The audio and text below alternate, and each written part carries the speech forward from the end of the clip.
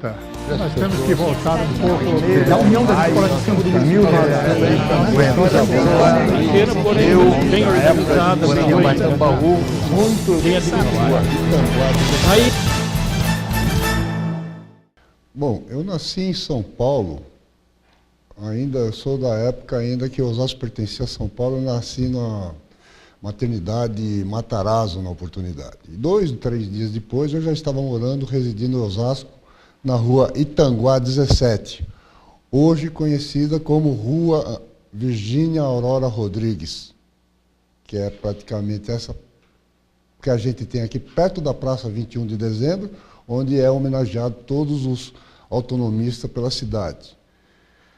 Então, eu cheguei em Osasco participando da muvuca toda de ser autonomista. Eu era pequeno e no desenvolver da minha infância, eu observei pessoas como Antônio Menck, como Reinaldo de Oliveira, como Walter Negrelli, e outros tantos mais, da família Meri, de todas as famílias que estavam envolvidas diretamente pela briga pela emancipação da cidade. Porque aqui era uma vila, todos se conheciam, inclusive os parentes da gente e não parentes repreendiam a gente, por que não estava fazendo, o que você está fazendo na rua? Era um tomava conta do outro. E a emancipação foi crescendo de uma forma tão vultuosa que a gente precisou tomar umas atitudes que tem algumas histórias contadas aí, que eu chamo como lendas urbanas, que foi uma vez, minha mãe, por fanatismo de autonomista, ela saiu a vias de fato atirando litros de leite em um pessoal envolvido ou não. E meu pai foi o que salvou ela, dizendo que ela era louca na época. Outra coisa também, eu participei diretamente do movimento autonomista, porque eu não sei se era o Antônio Menck, se era o Walter Negrelli, se era o Reinaldo Oliveira, que pedia, vai lá e pega o bezerro. O bezerro, tinha um bezerro em Osasco, aqui pertinho, próximo ao estúdio, que vivia numa chácara, e ele era chamado de Pelezão, esse bezerro, por ser escuro, né? E eu ia lá pegar o bezerro e não entendia a primeira vez o porquê. Eu trouxe o bezerro. Eu, provavelmente, o Fábio Negrelli, juntamente com o Alberto, filho do seu Júlio, nós fomos lá e pegamos o bezerro e trouxemos para casa do senhor, não sei se foi do seu Reinaldo, do seu Negrelli, e o bezerro saiu pintado com o símbolo SIM. E deixava esse bezerro, passeava por Osasco todo dia, diariamente. E tinha um pessoal do contra que ficava maluco, que pegava o bezerro e depois ficava querendo dar banho no bezerro para pintar de não. E isso daí se transformou numa comédia na oportunidade, foi muito legal. Então, eu conto isso como lenda urbana, porque foi um fato curioso que modificaram. Tem uma cena muito bacana também, com relação à emancipação, foi a situação em que sequestraram o fogo da pira olímpica do Ipiranga. Essa história, eu acho que uma pessoa mais sensata e mais por dentro da história, por exemplo, pode ser o Sr. Setter, pode contar com detalhes como é que foi o assalto a essa chama para trazer para a nossa pira olímpica, nos libertando e nos tornando autônomos agora a partir daquele instante. Aquela cidade que eu cheguei aqui não tinha asfalto, eu vi ela ser toda asfaltada. Eu cheguei junto praticamente com a inauguração do mercado municipal. E logo após, eu vi o doutor Carvalho Pinto pousar de helicóptero inaugurando o Cinearte. O Cinearte tem uma história curiosa na minha vida, porque eu quase apanhei da chefe da enfermaria do pronto-socorro, que era a Anice Odália, e eu ia brincar descalço na construção do Cinearte. E uma vez eu furei o pé. E me levaram para o pronto-socorro. A Anice deu antitetânica, fez todo aquele tratamento e mandou para casa, né? Imediatamente chegando em casa, eu botei um conga, da época era o conga, o sapato da moda, né? E voltei a brincar no Cinearte. Furei o outro pé, só que aí eu fui com prego com um pedaço de pau lá. A Anice não teve dúvida, me bateu na traseira, para que eu não fizesse mais isso. E fica constando da história de toda a evolução de Osasco. Eu participei diretamente e indiretamente, inclusive observando as reuniões onde havia na casa do Dr. Reinaldo, do Dr. Negrelli, do Dr. Menck.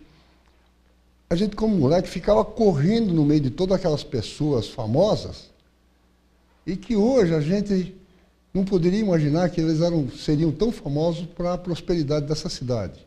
Após a prosperidade, após o desapego de ser um subdistrito, ou até mesmo um distrito, e passar a ser um município, a cidade evoluiu muito.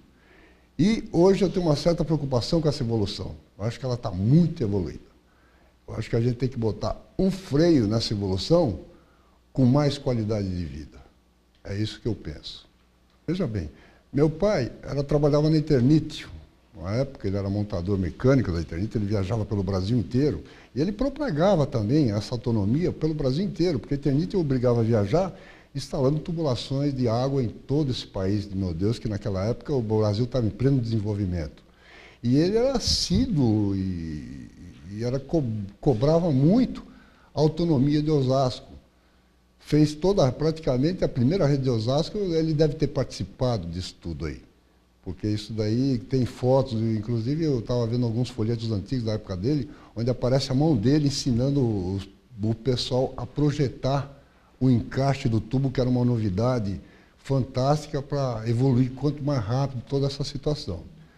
A minha mãe, ela era mais perigosa, eu acho, que meu pai. Porque minha mãe era uma pessoa que todo mundo, ela era muito justa e tal. Ela trouxe o Colégio das Freiras da Escola Normal, Misericórdia, ela trouxe a Escola Normal, ela começou lá, ela montou aquela escola, ela foi diretora da Escola Normal lá, e mais tarde, com a intervenção e tudo mais, ela chegou a ser a secretária de Educação de Osasco. E aí ela trouxe muitos benefícios que, em consequência do que foi feito naquele período, os outros que vieram posteriormente absorveram o trabalho que ela havia feito e trouxeram muito mais benefícios, como a Fiel, como a Fundação, a Fito e tudo mais. Mas tudo houve um start inicial, e esse start eu me lembro, inclusive, uma vez, nós fomos a uma reunião com o Dr. Lucas Nogueira Garcês, que era secretário de Educação do Estado de São Paulo na época, pleitear escolas técnicas e faculdades em Osasco. E eu acho que essa sementinha começou aí. Os outros que vieram irrigaram e produziram frutos. Isso foi muito legal. Portanto, eu digo, Osasco progrediu muito. Agora a gente precisa dar qualidade a esse progresso.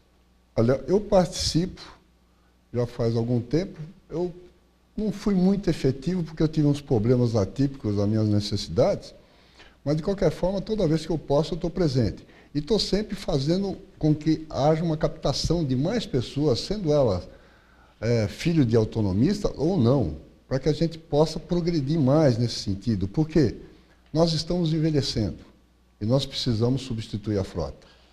Eu preciso que filhos, netos e pessoas interessadas na filantropia, principalmente, sem visar lucros, venham junto com a gente para colocar esse espelho na mente de todos os osasquenses.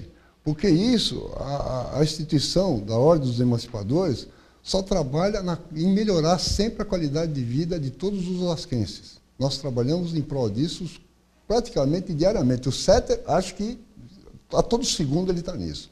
Eu acho que nós temos que dividir um pouco dessa sobrecarga dos que lá hoje estão, vindo com pessoas mais jovens, com ideias novas, com iniciativas próprias, para a gente poder se posicionar melhor e trazer maior benefícios para a nossa cidade.